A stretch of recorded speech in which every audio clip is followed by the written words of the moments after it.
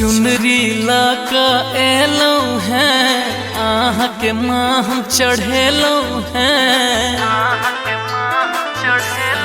हे ये चुनरी लाका एलो हैं आहा के माँ हम चढ़ेलो हैं। सुनु ने माँ काली श्यामा माई ये सुनु ने उचट वाली ये।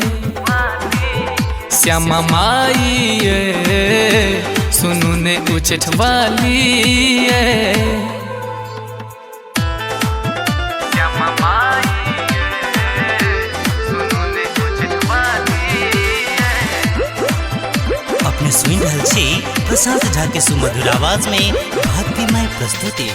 फूल बेल पत्र माले लो टीका नथिया से आहा के सजेलो। फूल बेल पत्र माले लो टीका नथिया से आहा के सजेलो।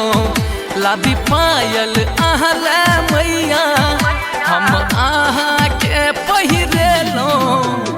मधुबनी में बिराजल छी अहिले माँ हम आयल छी। मंगरौनी वाली ये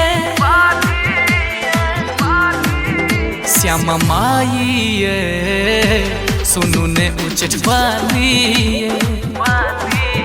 श्यामा माई ये सुनु ने उचट वाली ये।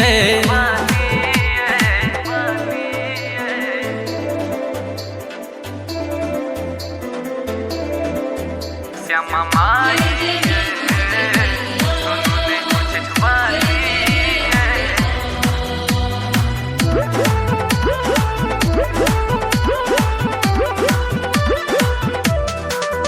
आहा जग जानी कहबै छी तैयो हमरा बिसरै छी।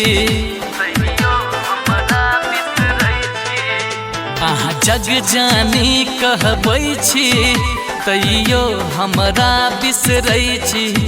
कनि ध्यान दियौ ने मैया किया हमरा कनबै छी। हमरो दिस माता कुने हमरा से अहाँ भागू ने। कोई लखवाली ये श्यामा माई ये सुनु ने उचट वाली ये। श्यामा माई ये सुनु ने उचट वाली ये।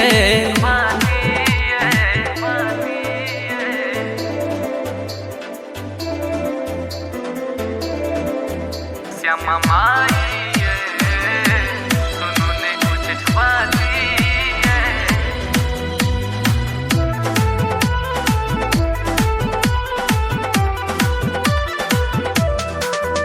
प्रशांत गीत गबैया अभिनाश आहा के मनबैया। प्रशांत गीत गबैया अभिनाश आहा के मनबैया। बेरा पार लगबियो मैया हमर डूबल जाइया नैया। जिंदगी अन्हार लगैया माँ आप तो किछु न सुझाइया माँ। दरभंगा वाली ये श्यामा माई ये सुनु ने उचट वाली ये। श्यामा माई ये सुनु ने उचट वाली ये। श्यामा माई ये सुनु ने उचट वाली ये।